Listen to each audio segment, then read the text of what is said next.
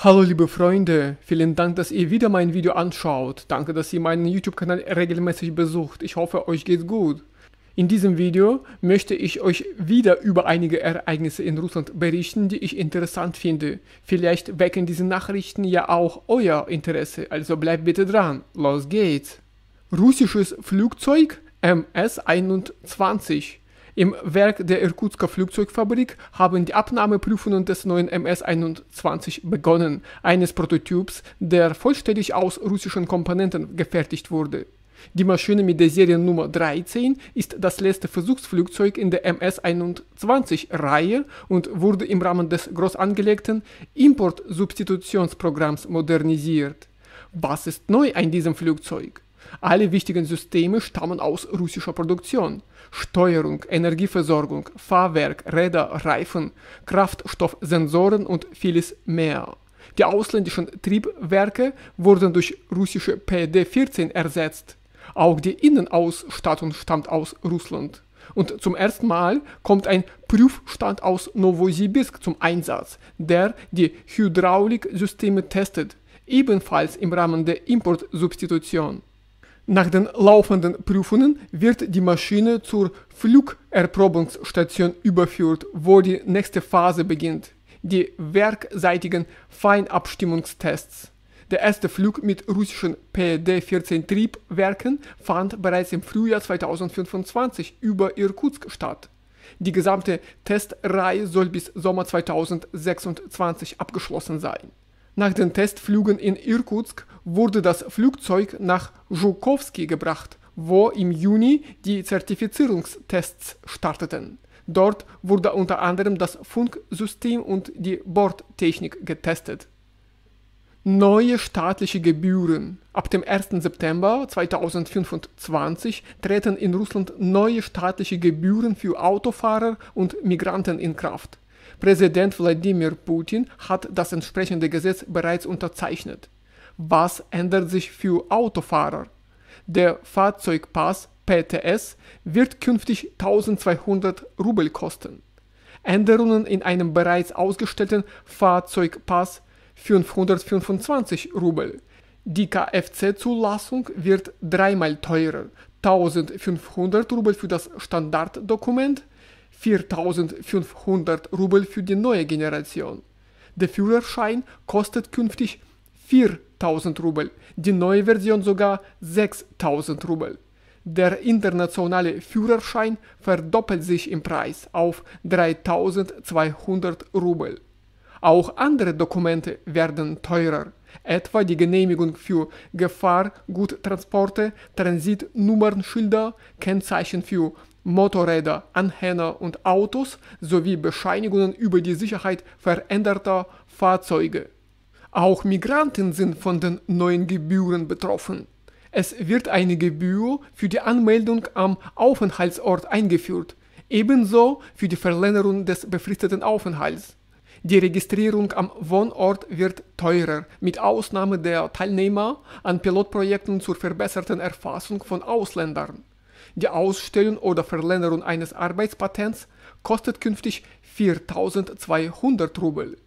Auch die Verlängerung einer Arbeitserlaubnis 4200 Rubel. Ein Duplikat oder Änderungen am Dokument 2100 Rubel. Duma-Sprecher Vyacheslav Volodin betonte zuvor, Russland brauche keine neuen Bürger, die mit einer rein konsumorientierten Haltung kommen, Gesetze missachten und dabei auf Sozialleistungen hoffen. Impfstoff gegen Tumore. Der neue russische Impfstoff gegen bösartige Tumore wird nicht in Apotheken erhältlich sein. Das erklärte Anna Stroganova, Leiterin des biologischen Labors am Blochin-Onkologiezentrum und promovierte Medizinerin. Worum geht es genau?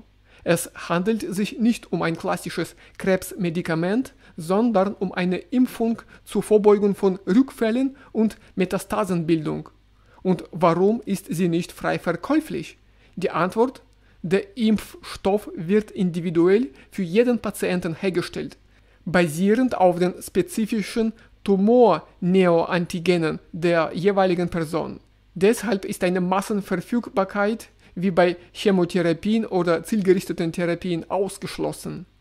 Zuvor hatte Alexander Ginzburg, Direktor des Gamaleya-Instituts für Epidemiologie und Mikrobiologie, erklärt, dass erste Patienten den Impfstoff in den kommenden Monaten erhalten könnten, vor allem Menschen mit Melanomen, denn diese Krebsart reagiert besonders gut auf Immuntherapien.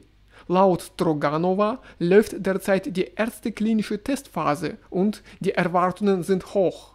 Sollte sich der Erfolg bestätigen, könnte die Impfstoffforschung in Zukunft auch auf andere Krebsarten ausgeweitet werden. Entzug der Staatsbürgerschaft. In Russland wurde ein neues Gesetz verabschiedet. Wer bestimmte schwere Straftaten begeht, kann künftig die erworbene russische Staatsbürgerschaft verlieren. Präsident Wladimir Putin hat das Dokument unterzeichnet. Es wurde bereits im offiziellen Rechtsportal veröffentlicht. Wer ist betroffen? Der Entzug der Staatsbürgerschaft droht Personen, die wegen Mordes, Vergewaltigung von Kindern, Gruppenvergewaltigung oder öffentlicher Aufrufe zum Terrorismus verurteilt wurden. Auch Propaganda für den Nationalsozialismus, Eingriffe in kritische IT-Infrastruktur oder Zusammenarbeit mit anderen Staaten gegen Sicherheit Russlands zählen dazu. Ebenfalls auf der Liste stehen die Verleitung Minderjähriger zur Prostitution, Terrorpropaganda und die öffentliche Zurschaustellung nationalsozialistischer Symbole sowie weitere Delikte, die nun Teil des erweiterten Katalogs sind. Bereits im Frühjahr 2023 wurde ein Gesetz unterzeichnet, das den Entzug der Staatsbürgerschaft bei der Verbreitung von Falschinformationen über die Armee und bei Handlungen mit potenzieller Bedrohung für die nationale Sicherheit erlaubt. Insgesamt sind über 60 Straftatbestände aus dem Strafgesetzbuch erfasst. Laut Duma-Sprecher Vyacheslav Volodin soll das neue Gesetz einen systematischen und umfassenden Mechanismus zur Beendigung der Staatsbürgerschaft schaffen, als Beitrag zur Wahrung der nationalen Sicherheit. So, liebe Freunde, das war's für heute. Vielen Dank, dass ihr euch die Zeit genommen habt, dieses Video bis zum Ende anzuschauen. Ich hoffe, die Nachrichten waren für euch spannend und informativ. Ich wünsche euch alles Gute und viel Erfolg bei der Arbeit. Wir sehen uns bald wieder in neuen Videos auf meinem Kanal. Auf Wiedersehen und bis bald.